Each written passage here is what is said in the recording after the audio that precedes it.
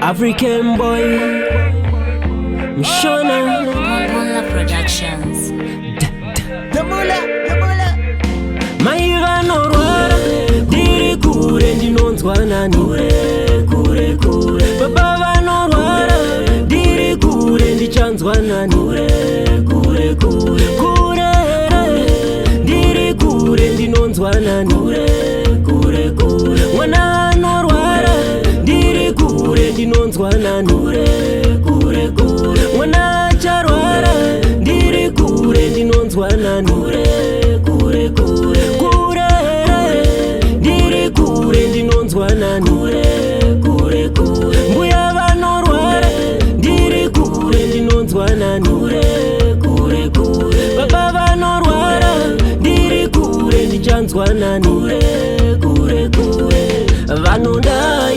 Vanodaini ndisipo havana mfaro mwanangu anochema handisuwaini kuchema kabata mfananidzo kwandiri ndiri kumiramiraini kuti vazowana mfaro amai chingondinamatira iwo undirerukire mutoro mai vanorwara ndiri kure ndinonzwa nani Kure Baba vanorwara ndiri kure ndichanzwa nani Kure Ndiri kure ndinonzwa nani Kure Mwana anorwara ndiri kure ndinonzwa nani Kure Mwana acharwara ndiri kure ndinonzwa nani Kure Ndiri kure ndinonzwa nani Mbuya vanorwara ndiri kure ndinonzwa nani Kure Baba vanorwara ndiri kure ndichanzwa nani Kure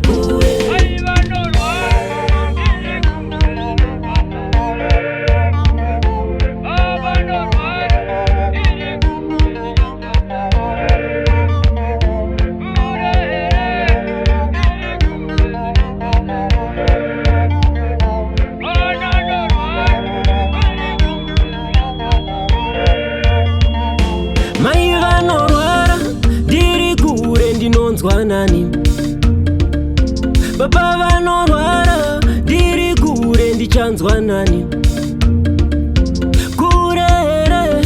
ndiri kure ndinonzwa nani Mwana anorwara ndiri kure ndinonzwa nani Kure Mwana acharwara ndiri kure ndinonzwa nani Kure Ndiri kure ndinonzwa nani Kure Mbuya vanorwara ndiri kure ndinonzwa nani Kure Baba vanorwara ndiri kure ndichanzwa nani Kure Mai vanorwara ndiri kure ndinonzwa nani Kure Baba vanorwara ndiri kure ndichanzwa nani Kure Ndiri kure ndinonzwa nani Yamula